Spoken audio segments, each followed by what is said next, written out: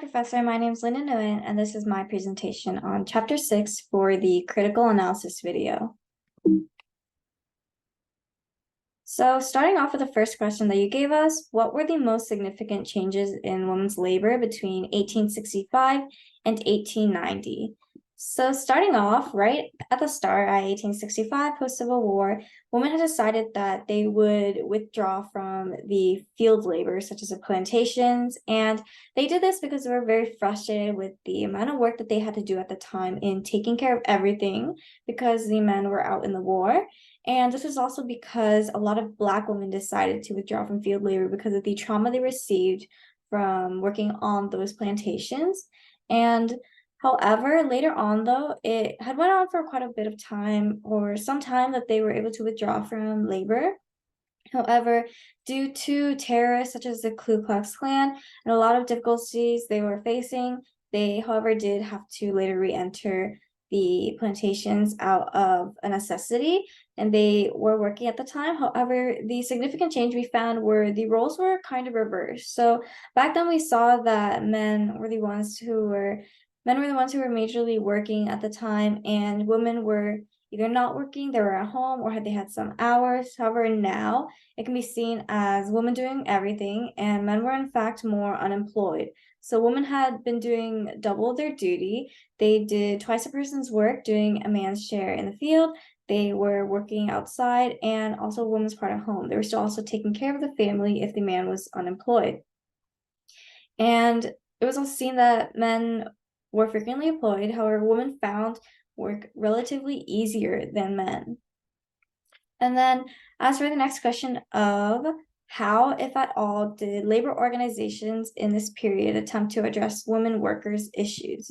So there are two labor organizational groups that decided to address women's workers' issues. The first one being the American Women's Suffrage Association, the AWSWA, which argued for the 15th Amendment at the state level. So these two groups, this group and the next group that I will mention, had very similar goals. However, they had wanted them to be implemented very easily, and the level of their goal was a bit different. The AWSWA had argued for the 15th Amendment at the state level, and they thought it would be best achieved by state to state level. However, the National Women's Suffrage Association had argued that they wanted a larger coverage for women's suffrage, and they wanted everything to work at the national level for an all-inclusive suffrage amendment. So the National Women's Association had a much larger goal compared to the American Women's Suffrage Association. And that was their attempt to address the women's workers' issues. And now moving on to how did women shape American society in post-Civil War decades as workers, social and political reformers, and intellectuals. So as we can see, after the post-Civil War, women had done a lot, and at this time they had also decided to form another reform, which was the temperance reform. And here they founded the National Women's Christian Temperance Union, the WCTU, and it had become a vehicle for them to fight for their grievances.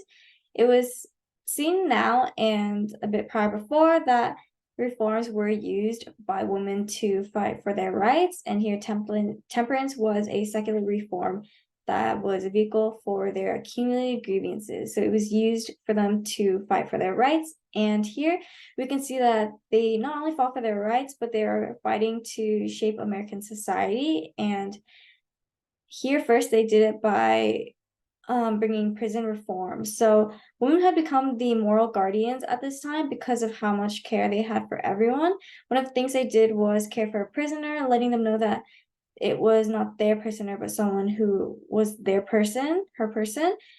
A woman had done this, and they had given her a Bible, given her a blanket, a better living area, and in general, such as that.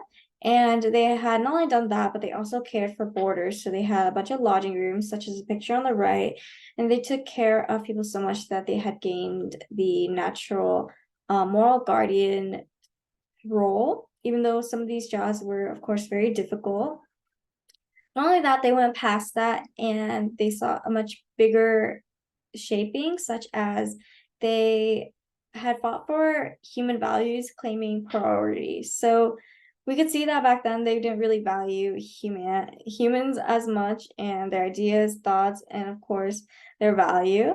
And we can see that through them putting people into slavery. However, now the women or the WCTU had fought for an vision of a social order in which cooperation and human values would claim priority.